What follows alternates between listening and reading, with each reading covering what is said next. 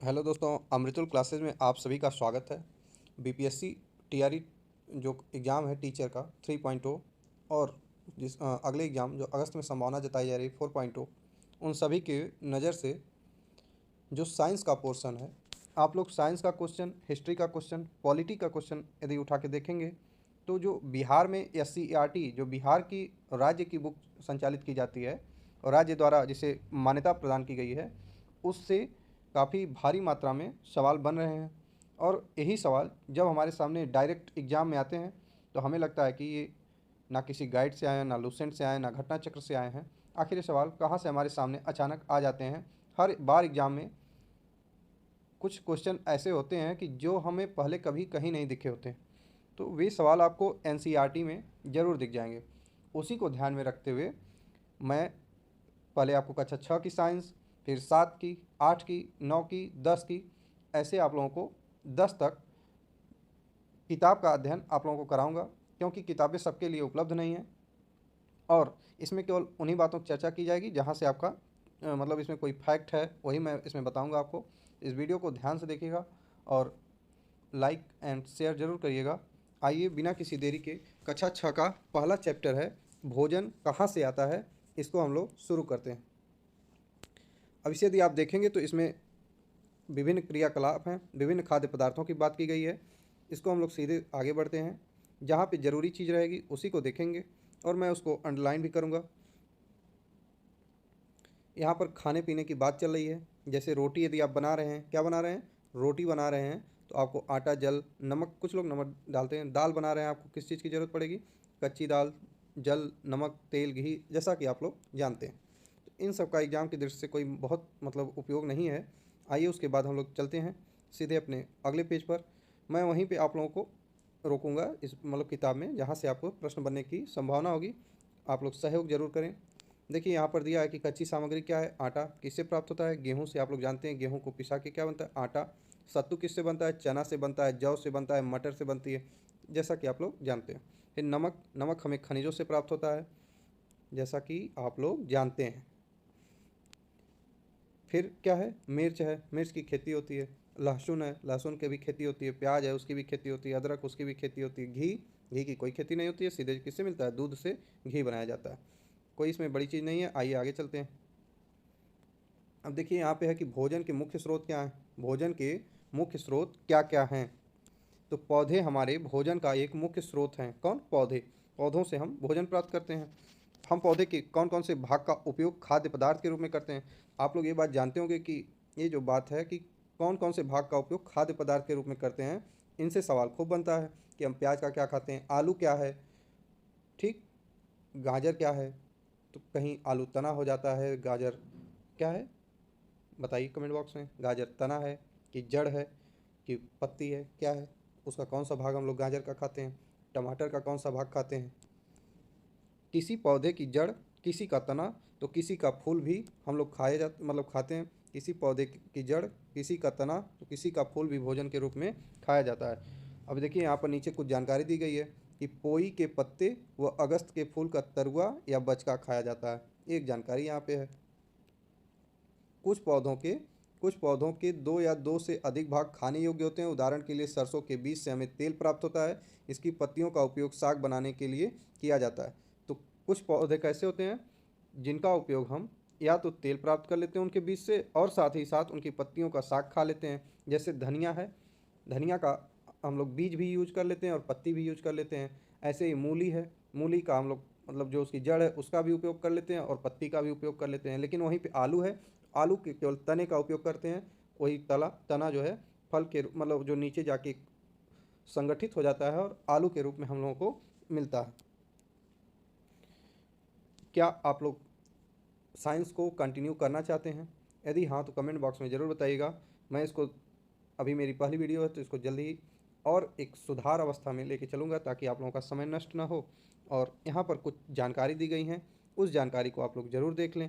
जैसे खाद्य पदार्थ दिया है, क्या दिया है, खाद्य पदार्थ, पौधे का नाम और पौधे का भाग, कि हम किस पौधे के मतलब हम पौधे के किस भाग को खाते हैं। जैसे साग है, खाद्य पदार्थ, साग हमें किससे मिलता है, चना का साग खाते हैं, सरसों का साग खाते हैं, पालक का खाते हैं, बथुआ का खाते हैं। लेकिन अब इनके किस भाग को खाते हैं एग्जाम में यही पूछता है। तो चना का हम क्या खाते हैं, साग के रूप में तना, उसको तोड़ के, सरसों का पत्ती तना, पालक का भी पत्ती, बथुआ के भी पत्ती के साथ साथ तना तोड़ते हैं। ऐसे ही सलाद हम खाते हैं। सलाद किसका खाते हैं, खीरे का खाते हैं, टमाटर का खाते हैं, मूली गाजर का खाते हैं।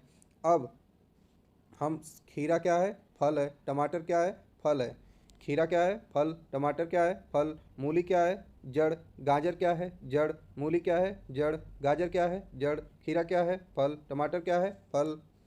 अब हम लोग बात करेंगे तेल की। साग की बात किए, सलाद की बात किए, तेल की बात कर रहे हैं। तेल हमें किससे मिलता है, मूंगफली से, सरसों से, सोयाबीन से, तीसी से, और किससे किससे मिलता है ज़रूर बताइएगा। और मूंगफली के किस भाग से हम तेल प्राप्त करते हैं, तो बीज से करते हैं। सरसों के किस भाग से, बीज से। सोयाबीन के किस भाग से, बीज से। आपको जानकारी कैसी लग रही है, वीडियो ज़्यादा बोरिंग तो नहीं लग रही है, कमेंट बॉक्स में ज़रूर बताइएगा। अब यहाँ देखिए कुछ बातें बताई गई हैं। मूंग अथवा चने के सूखे बीज लीजिए, इनका एग्जाम में कोई आपका मतलब है नहीं है। तो आइए आगे बढ़ते हैं। अब देखिए बता रहा है कि अंकुरित बीजों को सावधानी से धोकर आप इन्हें खा सकते हैं। बात तो आप जानते ही हैं कि कैसे खाया जाता है। अब देखिए, क्या आप जानते हैं कि शहद कहाँ से आता है, क्या आप सच में नहीं जानते हैं, या यह कैसे बनता है। क्या आपने कभी मधुमक्खी का छत्ता देखा है जहाँ बहुत सी मधुमक्खियाँ भिनभिनाया करती हैं। मधुमक्खियाँ फूलों से मकरंद, मकरंद मतलब मीठा रस, एकत्रित करती हैं और इसे अपने छत्ते में जमा करती हैं।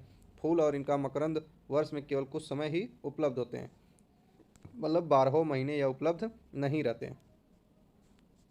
मधुमक्खियाँ मकरंद को अपने पेट में एक एंजाइम की सहायता से पचाकर शहद बना लेती हैं। मधुमक्खियाँ मकरंद को अपने पेट में एक एंजाइम की सहायता से पचाकर शहद बना लेती हैं। यह शहद फफूंद बैक्टीरिया लगकर खराब नहीं होता। मधुमक्खियाँ इस शहद का भंडारण कर लेती हैं और ताकि पूरे वर्ष इसका उपयोग किया जा सके।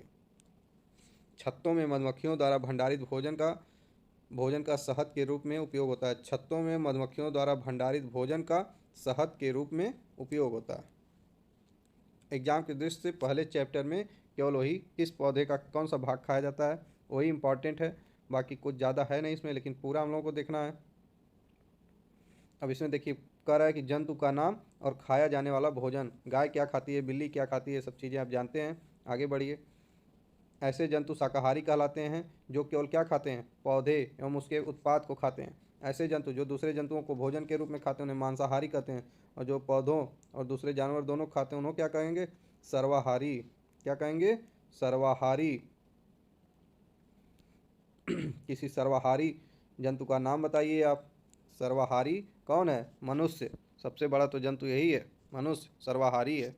पौधे अपना भोजन पौधे अपने भोजन का, इस जानकारी को देखिए, पौधे अपने भोजन का निर्माण स्वयं करते हैं। पौधे की पत्तियों में हरे रंग का पदार्थ होता है जो सूर्य की रोशनी में जल की सहायता से अपने भोजन का निर्माण कर लेते हैं।